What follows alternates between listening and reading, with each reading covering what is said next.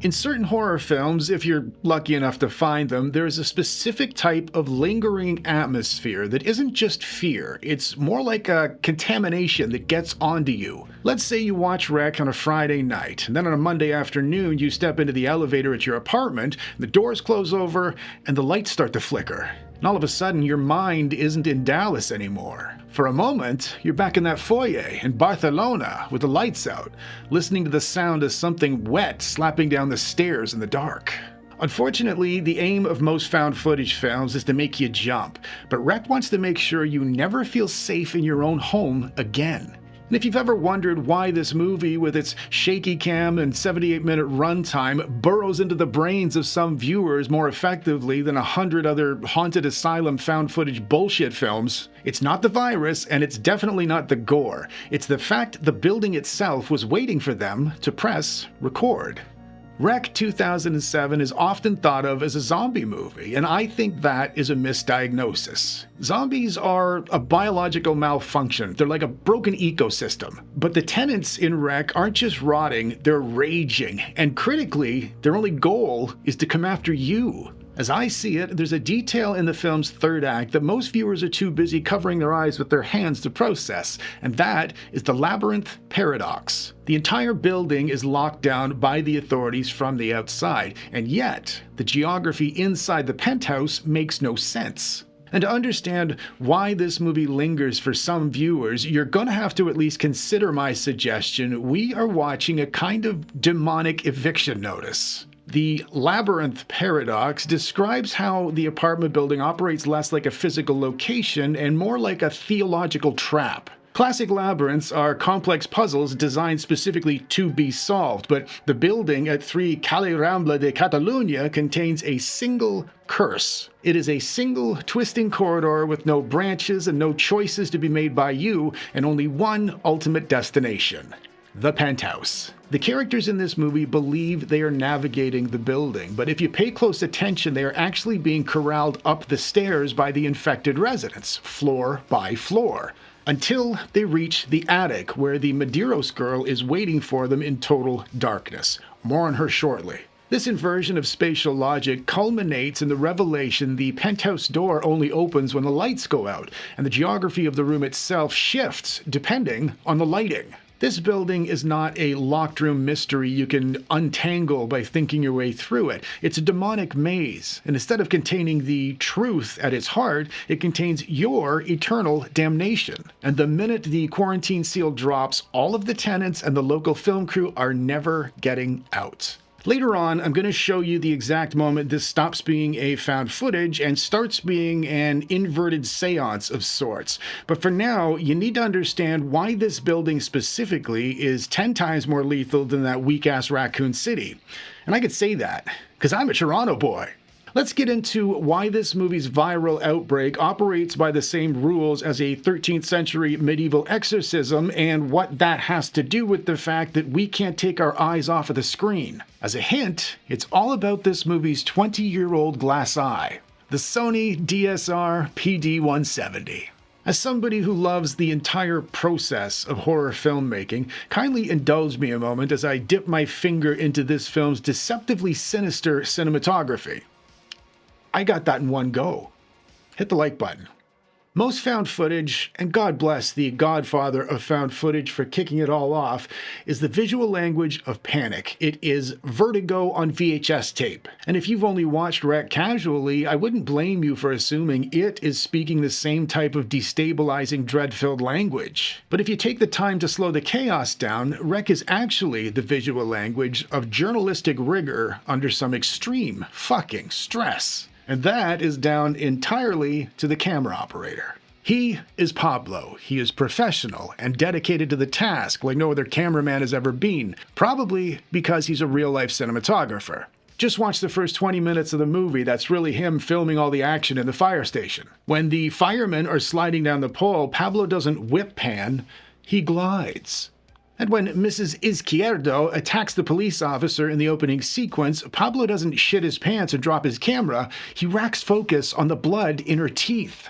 This whole movie has been shot in PAL video format at 50 frames per second. I have switched into that format right now to show you the different type of image it creates. It has a higher temporal resolution than your favorite Netflix drama would, meaning this camera captures images faster than a typical cinematic camera. And that makes it look exactly like the evening news, and that is the subtlest, cruelest trick these directors could have played on you. Because when the horror finally arrives in this movie, it is not your typical Blumhouse bullshit. It is breaking news. And we've all been trained since 9/11 to keep watching breaking news, even when it's not easy to do so. There is, of course, a yin to Pablo's yang in this movie. Even the best cameramen need direction. And he gets that direction from Angela, who is vivacious and beautiful. And I love her. What? I love Angela. Deal with it. And if she seems natural on camera, it's because she's a Spanish television personality. This is what she was actually doing in real life in 2007. That opening sequence in the fire station featured real firefighters, and when she's asking them all those questions, they are answering her unscripted as firefighters. Her adjusting her positioning and rewording the questions to make them sound better was all completely unscripted, and she did it because she knew it would help improve the footage. The final line of dialogue we hear in this movie is a clip from earlier on. Right after Angela's dragged away, we hear the single line, "Pablo, graba todo por tu puta madre," or "Pablo, record everything for your fucking mother." Most people think this is a typical throwaway line of horror dialogue, but I'm going to suggest this is actually the movie's thesis statement. The camera ceases to be a tool of reportage and becomes instead the Ark of the fucking Covenant. It's the only thing that survives this entire twisted tale. Pablo, the cameraman, ends up very dead and finishes his story as nothing more than a makeshift tripod. The camera becomes the final witness, and the building knows it's being judged. That's why this film has a certain heaviness to it. And as viewers, as the last people left to see what happened, we're transformed from mere observers into modern-day sin eaters. Meaning somebody who eats food from a corpse to ritualistically transfer and consume the sins from the dead body. It's kind of a thing, depending on the circles you travel in. As we go into the final scene, the lights are completely out. Pablo has switched to night vision, and the pupils of Angela, who is beautiful and vivacious, and I love her. Angela's pupils have dilated into two big black moons, and this is the moment where the film's real darkness shines through. If you listen to the audio of the final 10 minutes of this movie without watching the screen the way I did several times, I'm going to suggest you're listening to a backwards Catholic Mass. No, hear me out. In a traditional Mass, there is a call and a response between the priest and the congregation. And in this pitch-black penthouse, the audio is built around Angela's terrified whispers and Pablo's labored breathing. This human dialogue is intercut with, and I would argue answered by, the guttural clicking sounds of the Medeiros girl in the darkness. She's not just lurking, she's participating in the audio with her inhuman noises acting as the demonic response to the terrified human call. And this back and forth creates a sense of a ceremony unfolding. The background is not silent. The sounds of the infected people outside the door and the groaning of the old building itself become a kind of ritualistic choir. Their moaning and the metallic creaks are a constant low drone that fills the space, a lot like the resonant acoustics of a stone chapel. And through my perspective, if you're still here listening to it, this constant droning elevates the scene from a simple chase to something more formal and way more significant. The sequence builds to its climax, which functions as a fucked up kind of Eucharist. In the Catholic Mass, the central act is the consumption of the body and the blood of Christ. And in Rec, the ritual culminates with the consumption of Angela's living body. When Angela is dragged into the darkness, it is not a random act. It is the final, terrible act of a dark sacrament. The Medeiros girl has been waiting for 20 years to partake, and the sound design leads us inexorably to this moment. The Medeiros girl is not a zombie, she's a vessel, and the movie gives us all the lore we need exactly when we need it. Tristana Medeiros was a possessed Portuguese girl. She was experimented on by a Vatican agent who lived in the penthouse. He was trying to isolate the enzyme of possession. How fucking cool is that for a day job? Now, look at the behavior of the infected before the penthouse. They're feral, and they bite, and they appear to be at the center of all the chaos. But when they get up to the top floor, they give up. They absolutely pound on the door, but they give up shortly after and head right back down the stairs. Why? Because a rabid dog will attack anything, but a demon respects hierarchy. That attic is Hell's tabernacle, and the darkness in that room is thick because it's ontological. Be sure to stick around for more of these extras episodes where I'll be using words like ontological all the time to make you think I know what I'm talking about.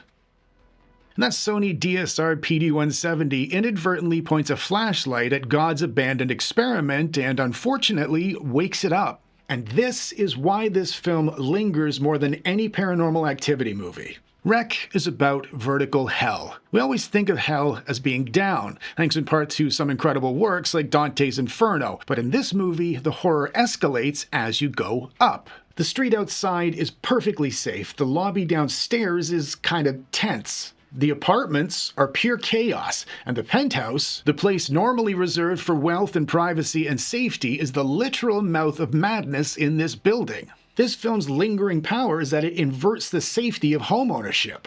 The attic isn't full of Christmas decorations and family photo albums. It's full of Vatican crime scene tape and an emaciated girl who's been waiting 20 years for the lights to finally go out. The final observation I have, the one I am hoping will keep you up at 3 a.m. looking at the red blinking light on your own smoke detector wondering if it's watching you. How come we see the camera fall, but we don't see Angela die? In the dying seconds, that wet, gargling exhale is often attributed to Pablo. But if you isolate the track, the breathing continues for a bit after the camera's impact should have destroyed the mic. This is a deliberate, almost subliminal audio cue. The theory I'm leaving you with is this: the Medeiros girl kept the camera running. The film's title is not stop or cut, it's rec, for record. And in the lexicon of this film, that camera's lens is the only barrier left between our world and that building. The moment the tape ends, the event ceases to exist as evidence and becomes merely legend. The entity needed a record of its escape through Angela. She is the new voice and body of the Medeiros girl, and the camera is the Ark of the Covenant being carried into the Temple of Dagon. The final shot of Angela being taken to hell should have signaled that footage would never be seen by anybody, but the footage needed to be seen, so it was sent to us, so we could serve as its witnesses. This is why I think Rec lingers. It's not because of jump scares, it's because it reconsecrates your living space. It turns every dark hallway in your house into a potential corridor in Calle Ramba de Catalunya. It turns your home into potential hell. And it reminds us, the best horrors are not the ones that chase you. They're the ones that hide upstairs in that spot you would never think to check, waiting for your light bulb to pop. This has been a Jonny Recaps Extra, and this video is over.